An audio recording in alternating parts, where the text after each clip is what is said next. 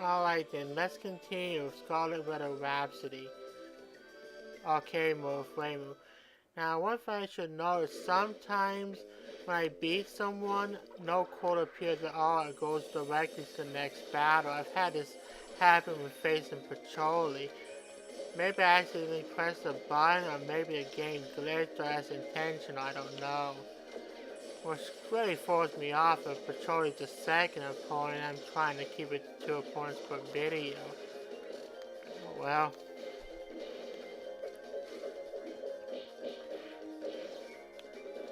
In any case, one thing I'm thinking about after finally being Castlevania 1, 90% legit. I say 90% because I had to use save states.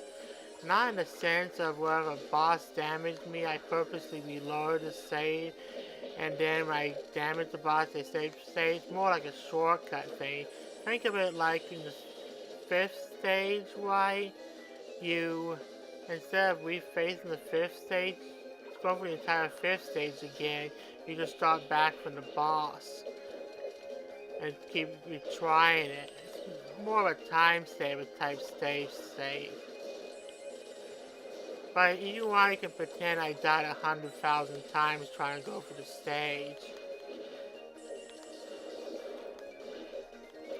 But the reason I built Castlevania is the actual game isn't really that hard in terms of what you have to deal with. What makes it hard is dealing with the timing that Simon himself creates due to the whip animation delay he has and things like his lead nature. Ah yes, snow is fun. Of course, we don't get much snow in Virginia. We do get snow in Virginia. There's no point doing anything with it. And of course, if it's cold enough to snow, it's cold enough for extra static electricity, and I get shocked a lot. I love the cold. Now, excuse me while I power an entire city with my static.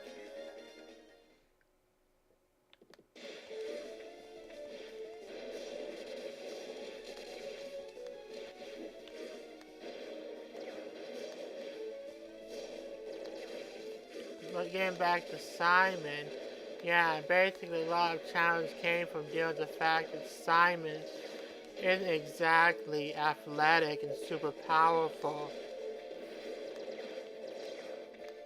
But I suppose that's the point, that Simon is not a god crushing vampires while blinking and laughing at them, but rather he's a normal person dealing with great odds and somehow surpassing them by just barely winning, just barely making the jump and so forth. It is possible that could be the point of it. Of course, it doesn't change the fact that my timing in such games suck, and, well, I'm more used to playing as characters who are athletic and more capable. But my point is that characters' capability and what they can do does make a huge difference in how hard or easy the game is. You only need to play Mario for the Donkey Kong for the NES and first 4 stages, then played those same 4 stages in the GB version. What Mario is capable in that game makes the stages easier than they would have been otherwise, because he's got so many moves now. Plus, he doesn't die as easily from falling. Oh, he still dies if he falls too far, but he has to, if I remember, he has to fall a lot further to actually die in that game. You know, if you took the NES version of Mario from Donkey Kong and put him in the Game Boy game, those later stages would become a lot harder, or even impossible. So yeah, well, the layout of the stages and what your opponents are capable of doing does have some effect on how hard a game is. I think it's ultimately the character you're playing has the most effect on the challenge level. Okay. Yeah, she's a rabbit, but she's still humanoid. Does this count as cannibalism? I mean, If it's mostly human looking, has rabbit ears, okay, it's a bunny girl, but still cannibalism. And then again, other things to think about. Yeah, I kind of like the idea of girls with bunny ears, cat ears, and so forth. It's almost like a bit of the forbidden